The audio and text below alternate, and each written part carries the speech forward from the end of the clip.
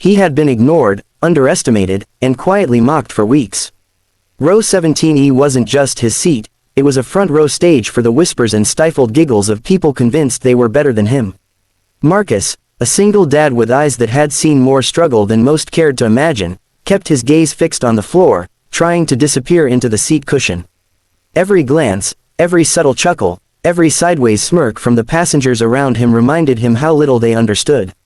They saw a tired man with a backpack, a worn jacket, and a wrinkled boarding pass.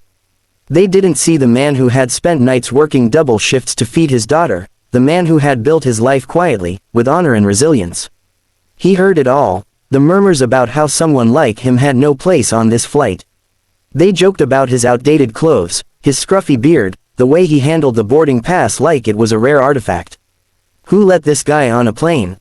A man whispered loudly enough for the row behind to chuckle. Marcus clenched his jaw and looked down. He would have retreated even further into himself if it weren't for the gentle squeeze of his daughter's hand. 7-year-old Emily leaned against him, her wide brown eyes full of trust, silently telling him, "Don't let them see you break." Hours passed slowly as the engines roared, the cabin lights flickered, and passengers kept sneering at the single dad in 17E. Marcus held Emily close, telling her stories of the clouds and stars to keep her calm, knowing full well she had no idea how they were both judged by the people around them. He imagined them judging not just him, but every small failure he had survived to get to this moment. Then, an announcement crackled through the intercom, breaking the dull tension of the cabin. "Is anyone here a trained aviator? We have a situation in the cockpit." Time seemed to stop, heads turned, passengers froze mid-sip, mid-conversation. The murmurs of judgment transformed into stunned silence. Marcus's heart raced. His past, the countless hours spent in flight simulators, the evenings at aviation school he had put off for work and fatherhood, all of it clicked into place. Emily's grip tightened on his hand. "Dad," she whispered. Marcus swallowed. "I've got this, Emily. Just stay close to me." He stood, tall now, despite the years of exhaustion pressing on his shoulders. The entire row, the entire plane, all the passengers who had mocked him, stared with incredulity. The man in the uniform pointed toward the cockpit. "Are you certified?" he asked, tension vibrating in his voice. "Yes," Marcus replied steadily. "I'm a licensed pilot." The cabin erupted in whispers. People who had once looked down at him were now staring in disbelief.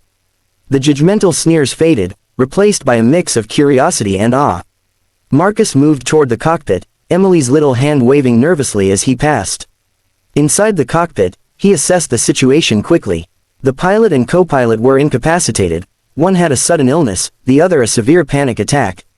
The plane's instruments were functional, but without a trained hand, the next moments could be catastrophic. Marcus's training surged through him instinctively. He took hold of the controls, calibrated the navigation system, and stabilized the plane. Every passenger, every mocker, every whisperer who had doubted him was now counting on him. Back in the cabin, Emily watched as her father became the hero she had always known him to be. The passengers' eyes were wide, their hands unconsciously gripping armrests. Marcus's calm commands over the cockpit radio ensured the plane stayed on course. He guided the crew through a series of controlled maneuvers until the plane was safely on its approach. For landing, when the wheels touched the tarmac, the cabin erupted in applause and relieved cries. Marcus felt Emily press against him again, whispering, "I knew you could do it, Dad." He smiled down at her, his exhaustion melting into a quiet pride. For the passengers, the single dad in 17E was no longer a figure of ridicule. He was the man who saved their lives, the one who turned every doubt into respect, every sneer into admiration. They learned, in a single tense hour, that appearances could be deceiving, that heroism often wears ordinary clothes, and that the strength of character cannot be measured by a seat number or a jacket. As they exited the plane, people approached Marcus to shake his hand, to thank him, to apologize. Each apology was met with a simple, warm smile. No bitterness lingered in him. He had done what he came to do, kept his daughter safe, saved lives, and shown the world that courage is not always loud, sometimes it's quiet, steadfast, and profoundly human. Back home, when the adrenaline faded and the news spread, Marcus reflected on the irony. The same people who had mocked him would now tell the story of the single dad in 17E for years. He didn't mind. Emily was asleep in his arms, dreaming peacefully. And that was enough, because in that moment, Marcus realized something deeper.